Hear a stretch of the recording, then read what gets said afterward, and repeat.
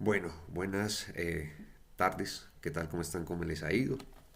Mi nombre es Andrés Mauricio Granada. Dado que me queda un poco complejo participar del grupo con respecto a la exposición por mi manejo de tiempo, tomé como opción para no dejar pasar la opción de la entrega de este trabajo, hacerlo de manera virtual, una grabación precisamente, y compartirlo con la docente y pues lo publicaré con el grupo en un rato. En este momento estamos estudiando acerca del modernismo, del arte y del modernismo, así que mi elección para empezar esta pequeña presentación, corta de presentación acerca del modernismo a finales de los siglos anteriores, mi artista fue Goya. Goya es un artista, fue un artista español con gran influencia en el modernismo, dado que desde sus inicios en el mundo del arte a muy temprana edad ya presentaba una metodología de expresión muy diferente a como los jurados y los maestros que tuvo en esa época esperaban de él.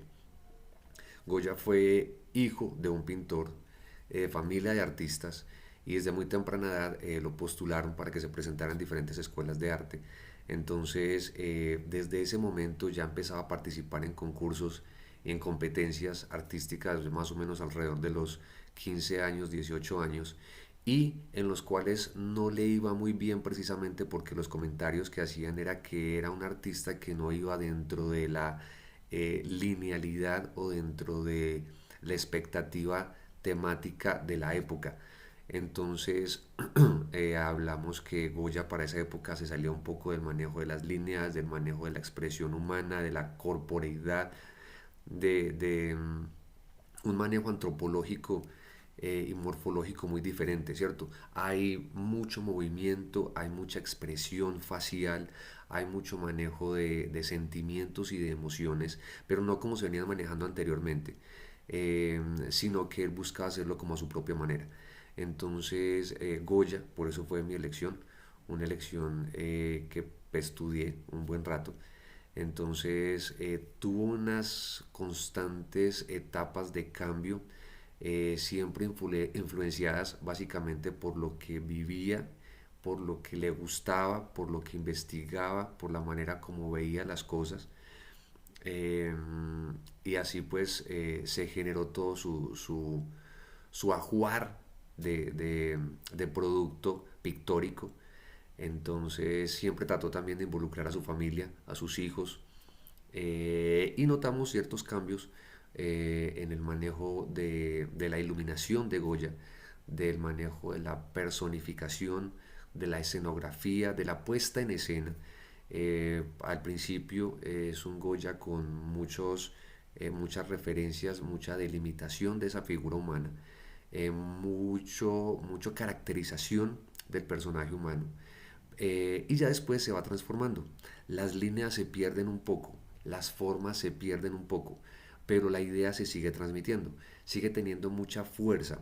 La expresión de Goya siempre se mantiene, siempre hay una gran potencia humana en la manera como Goya quiere que las personas desde los cuadros, ¿cierto? Los actores que ponen escena en sus cuadros transmitan ideas muy claras, aunque en algunos de ellos tal vez no se alcance a ver con precisión, pero la escena como tal, las posiciones, la estructura humana y la estructura espacial de sus obras ya dan a conocer ese tipo de sensación, que es lo que quiero transmitir, ¿cierto?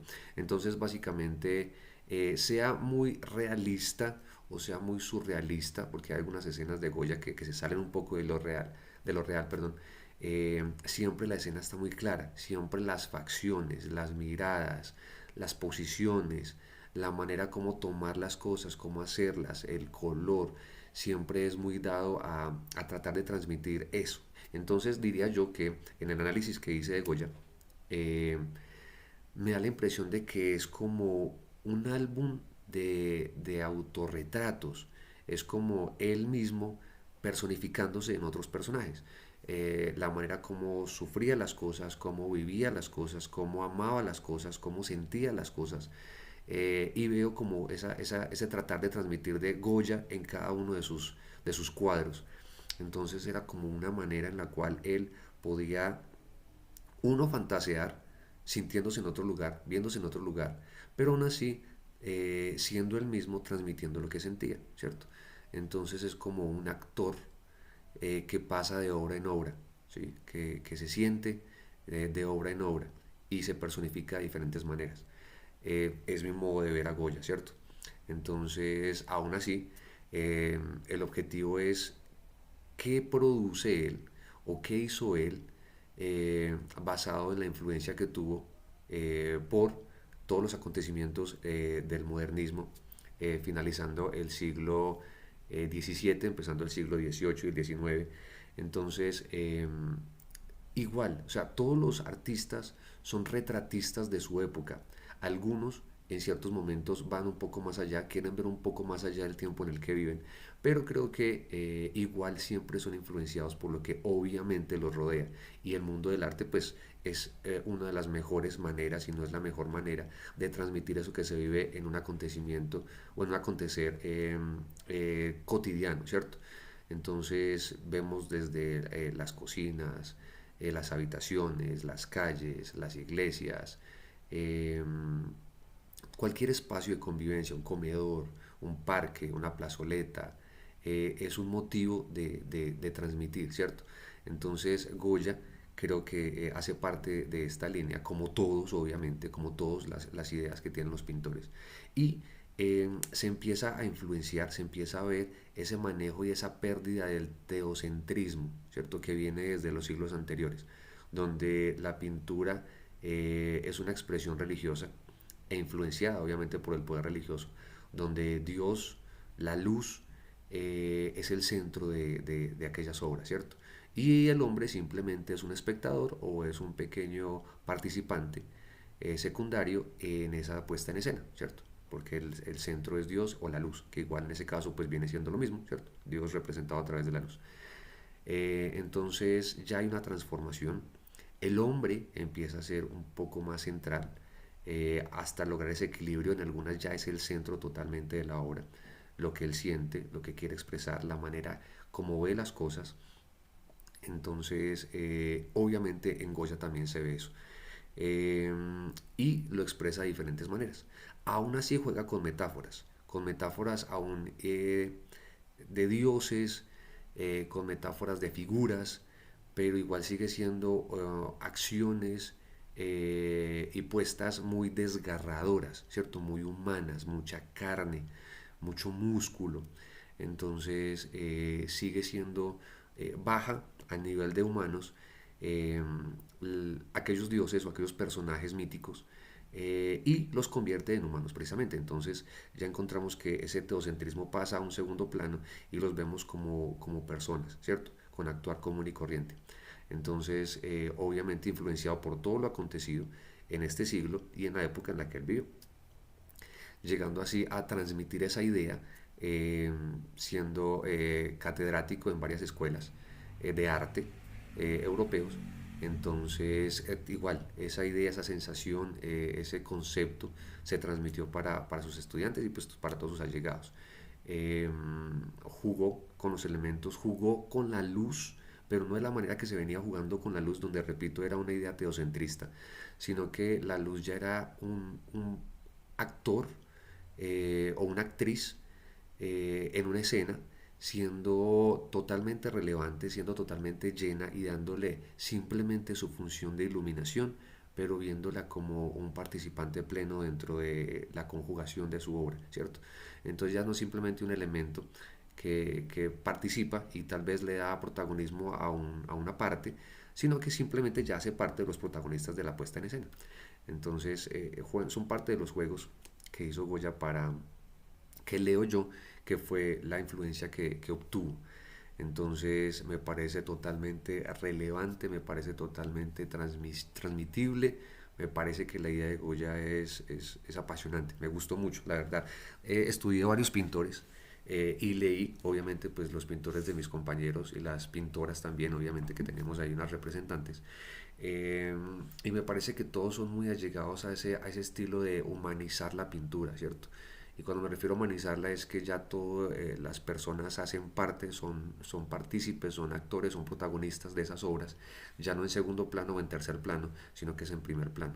Entonces es el sentir humano, el actuar humano, el hacer humano, ¿cierto? Y ahora vamos a pasar lo que estamos viendo por este lado. Entonces, por acá tenemos la Europa del siglo XVIII, una Europa aporreada, ¿cierto? Una Europa muy aporreada por todas las consecuencias que dejaron las cruzadas. Entonces, el ir a buscar gloria en nombre de Dios en otros países y en otros continentes empobreció, hizo mella en los recursos europeos de aquella época. Entonces, todo eso influenció y se fue acumulando, se fue acumulando, se fue acumulando hasta llegar a un punto de convertirse en una crisis. ¿Sí? Vamos a ir a un punto acá por lo que tengo anotado. Eh, en una crisis. Entonces resulta que todo esto generó un cúmulo, un embalse que se llenó, un embalse que se taponó y empezó a acumular de más, de más, de más, pero vamos a ver que años más tarde esto fue inmensamente beneficioso, ¿cierto? A nivel de lo que se plasmó en aquellos años. Igual hoy en día estamos teniendo las consecuencias afortunadas de todo eso sucedido, ¿cierto? De todo eso acontecido. Pero pues vamos a ver que en esos años posteriores la reacción y el actuar de las personas llegaron a que esto fuera totalmente una explosión magnífica del pensar humano, ¿cierto? Entonces esto es como la entrada a la época de la modernidad en el siglo XVIII. Entonces, repito, pues venimos de una crisis y ya pues vamos a pasar a una siguiente etapa. Voy a correr esto por acá un poquito. Eh, Vamos a ver qué es lo que afectó, ¿cierto? ¿Qué sucedió en esta época? ¿Qué es precisamente esto que influenció a estos artistas de los que estamos hablando? Y por qué se dieron las cosas, ¿cierto? ¿Qué fue lo que pasó? Entonces tenemos un contexto histórico sociocultural del siglo XVIII en el cual, repito y enfatizo, veníamos de una crisis como consecuencia de las cruzadas, entonces mucho dinero invertido en todos aquellos que se fueron a actuar en nombre de Dios, hacer y deshacer en nombre de Dios. Entonces había que patrocinarlos, había que enviarles, había que mantenerlos igual, aunque muchos de ellos lo que hicieron fue robar, extraer, apropiarse. Gran parte de esa riqueza nunca se regresó, sino que simplemente se quedó y a muchos de ellos siguieron simplemente haciendo su vida fuera del continente europeo, pero seguían siendo patrocinados. Entonces, como primera instancia. Después de esto tenemos eh, una generación, la generación de una revolución donde caen los estamentos, que es el antiguo régimen, ¿cierto? Ahorita en algunos de los documentos y videos hablaban del antiguo régimen, que era el régimen de los estamentos, donde el cual tenemos el rey como cabeza de la sociedad, ¿cierto? Tenemos la alta nobleza y el alto clero después del rey, mandamases, apoderados y empoderados de todo lo que podían hacer, ricos, avasallados. Entonces, todo esto igual hace parte de esa crisis de la que veníamos hablando. Entonces tenemos el rey como cabeza de todo, la alta nobleza y el alto clero como segundo nivel, como lo podemos ver ahí en la presentación. Después tenemos la pequeña nobleza o nobleza de rango bajo y el bajo clero, ¿cierto? Aún así el clero en la mayoría de sus puestas, de sus actuares, hacía parte de los estamentos privilegiados. Y tenemos al pueblo en los estamentos no privilegiados, ¿cierto? Que eran básicamente los siervos, los campesinos, básicamente la mano de obra. Entonces estos no eran privilegiados, perdón, pagaban impuestos, a diferencia de los privilegiados, del estamento privilegiado que no pagaba impuestos, y aún así eran los más consumistas y los más acaparadores. Entonces tenemos al pueblo, los que sí pagaban impuestos y mantenían a los de arriba, literal. Esto segundo, repito, se fue acumulando, se fue acumulando, se fue acumulando, hasta que ya vamos a ver que va a explotar. La crisis genera que los señores feudales, los grandes productores agropecuarios de la época tuvieran crisis, ¿cierto? porque entonces ya el recaudo, el estar pagando, el estar financiando, el tener que aportar, genera que el lucro de ellos baje totalmente, baje considerablemente, ¿cierto? Y cuando bajan los señores feudales, empieza a aparecer otra clase que es la burguesía, que son personas que generaron como pequeñas independencias económicas en esta época y pequeñas villas, en los cuales vivían para ellos, se enriquecían para ellos y trataban de mantenerse al margen, haciéndose no partícipes de el pago de impuestos o un mínimo pago de impuestos, y por el contrario no se enriquecían, perdón, con la producción agropecuaria, como era la mayoría de los de la época, en el caso de la producción o de los ricos feudales, sino que lo hacían a partir de, eh, a partir de acumular dinero y joyas. Bueno, y continuamos. Entonces, íbamos hablando que ya los señores de la burguesía no establecían o no acumulaban dinero a partir de la producción agropecuaria, sino que lo acumulaban a través de riquezas, vestuario y todo aquello que fuera, ¿cómo se dice? Que no se fuera a vencer, ¿cierto? Generalmente nada orgánico. Y así fueron acumulando, acumulando a un nivel tal que resulta que esta crisis dio para que la burguesía, perdón, los emperadores, ¿cierto? Los reyes y la nobleza, buscaran patrocinio en la burguesía recién emergida en la sociedad. Entonces, como ya no había dinero desde donde seguir patrocinando, pues las cruzadas ya se habían terminado, pero seguía esa crisis, dijeron con esa crisis económica, entonces ya no había dinero y resulta que los que están en este momento acumulando dinero eran los señores burgueses, los grupos de burguesía. Entonces lo que hicieron los nobles fue buscar apoyo económico en aquellos nuevos grupos burgueses surgientes para poder seguir manteniendo el poder, ¿cierto? Allí se generan también grupos. ¿Por qué? Porque resulta que obviamente la burguesía necesita también mano de obra, entonces habían señores burgueses que seguían apoyando la nobleza, pero otros estaban más del lado del pueblo. Entonces también se generan choques entre grupos burgueses en aquella época. Eh, ¿Por qué hablamos? Estos subsidian a la nobleza y ganan poder, porque obviamente como son los que en este momento están apoyando económicamente a la nobleza, entonces ellos exigen también que empiecen a tratarlos como quienes están otorgando este poder económico, entonces buscan ese espacio también en los altos niveles sociales, ¿cierto? Eh, Hagamos que después de esto, después de una pequeña crisis donde se genera estos conflictos, hay un tiempo de paz, un tiempo de sosiego, ¿cierto? Un tiempo de calma. Y empieza a explotar socialmente este problema de que la iglesia ya no los representa o no se sienten representados por la iglesia y todo lo que ella abarca y todo lo que ella ha hecho. Entonces se pierde el teocentrismo y empieza a aflorar el humanismo. Ya la persona es el centro, ya vale más, ya tenemos más sentimientos, ¿cierto? Ya valemos más en la sociedad. Y cuando los señores burgueses empiezan a apoyar esta idea, surgen con todo aquel carisma y todo este empuje humano que, que los, que los precede, ¿cierto? Que los precede, perdón, que son todos aquellos campesinos que trabajan ya para ellos, toda aquella mano de obra que ya hace parte de la producción burguesa, y empieza a explotar esta revolución. Y resulta que todo esto se da especialmente en Francia. Entonces Francia se convierte en el centro de este cambio ideológico y de pensamiento y de expresión que va a afectar todas las categorías del ser y del pensar.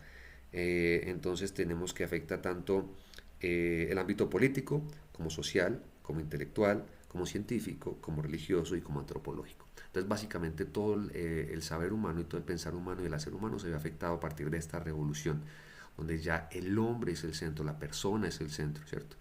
Y se empieza a generar esta revolución, entonces empiezan a generar, perdón, repito, cambios que van a afectar al resto del mundo. Y se empieza a establecer lo que es la Declaración de los Derechos Humanos y del Ciudadano.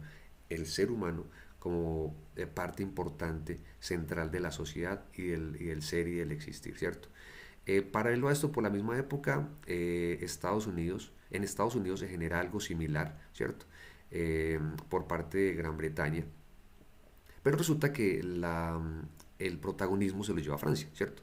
En ese momento Gran Bretaña como apoderado del comercio social e internacional, porque venía de ganar un par de guerras, o algunas guerras, perdón, un par no, venía de ganar algunas guerras, entonces se convierte como en el líder colonizador del mundo, ¿cierto? En esa época. Y a su vez, con esta revolución, ellos también intentan generar su propia independencia, no, esa independencia no, su propia generación del derecho humano, pero resulta que no fue tan relevante como lo sucedió en Francia, ¿cierto? Que fue mucho más acaparador, mucho más llegado al ser humano y obviamente mucho más grande.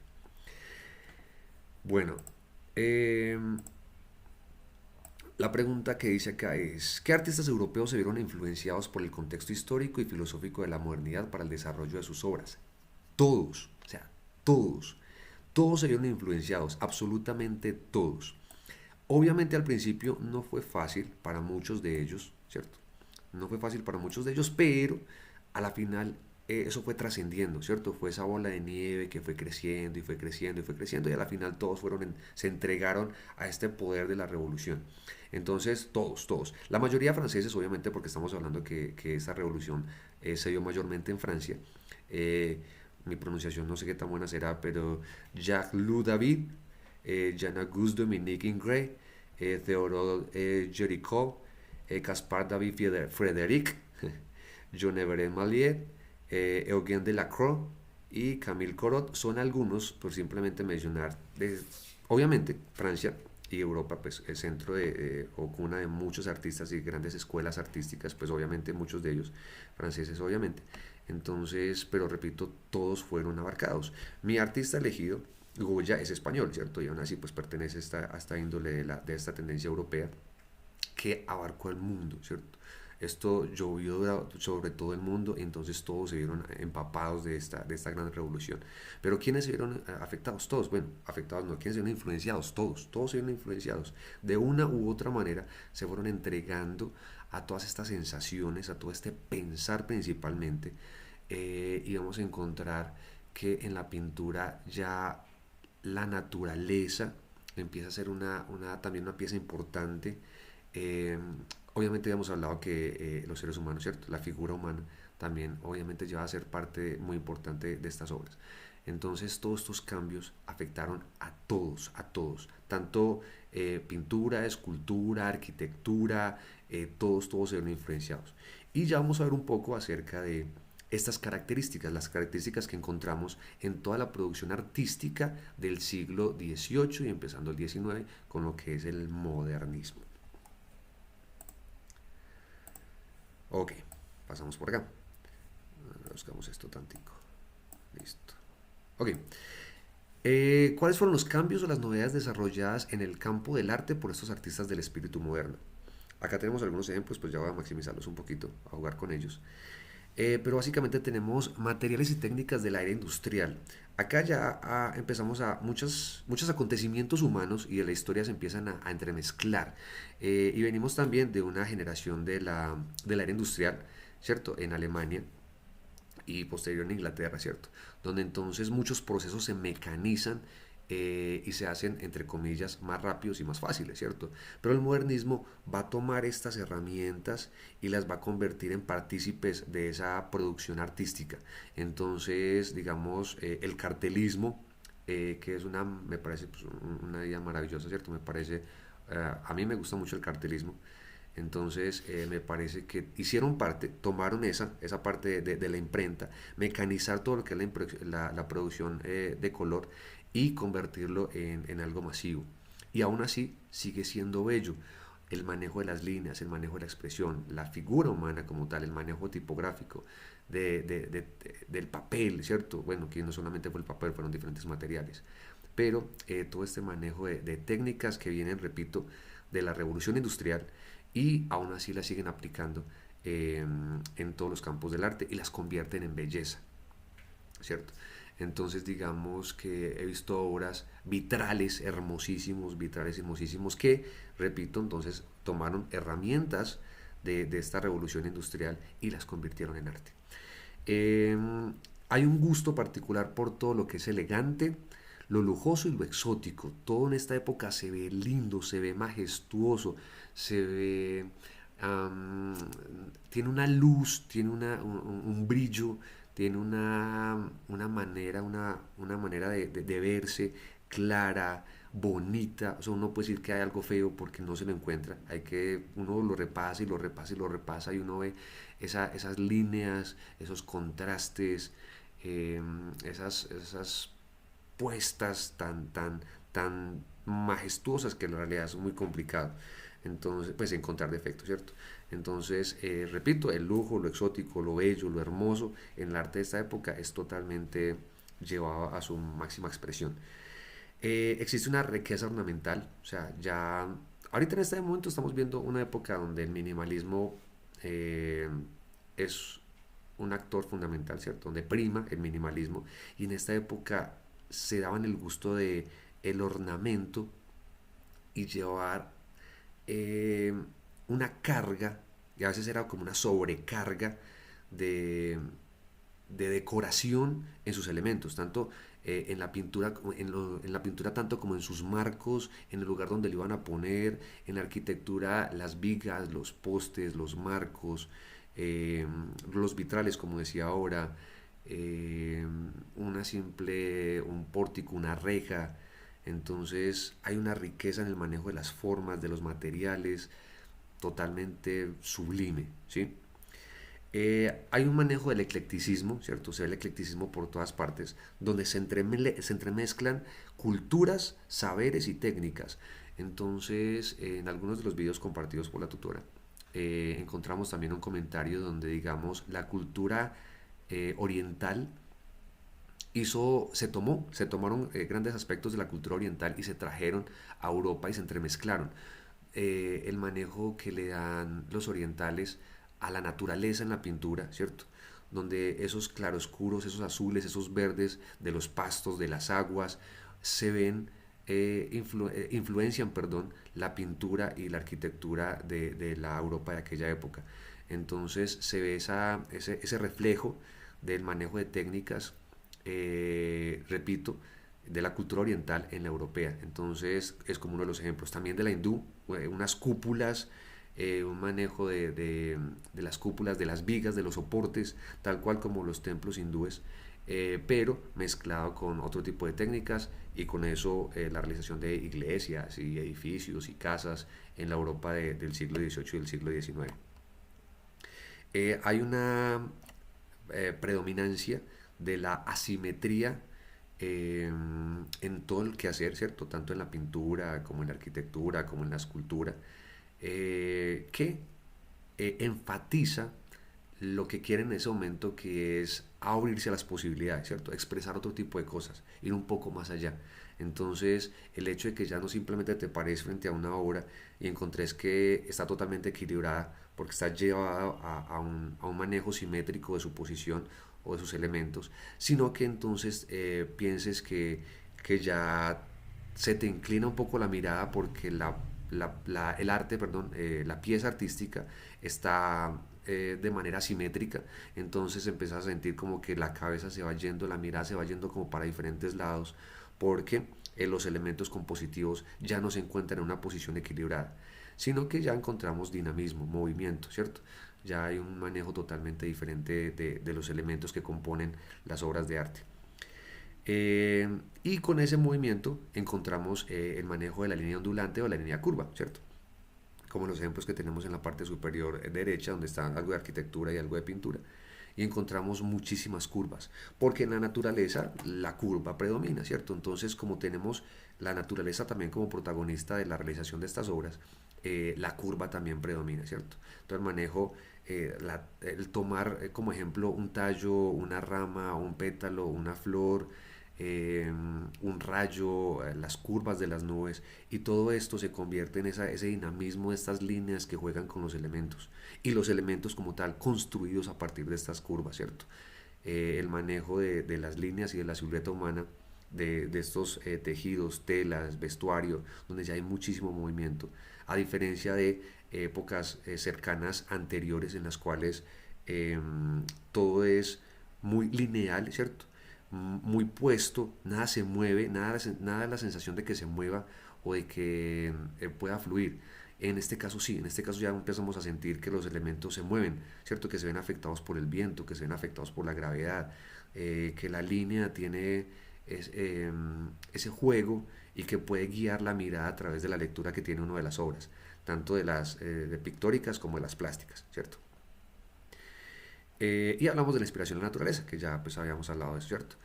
Los corales, los arrecifes, los tallos, las ramas, las flores, el fluir del agua, las hojas. Entonces todo esto se ve plasmado en la naturaleza.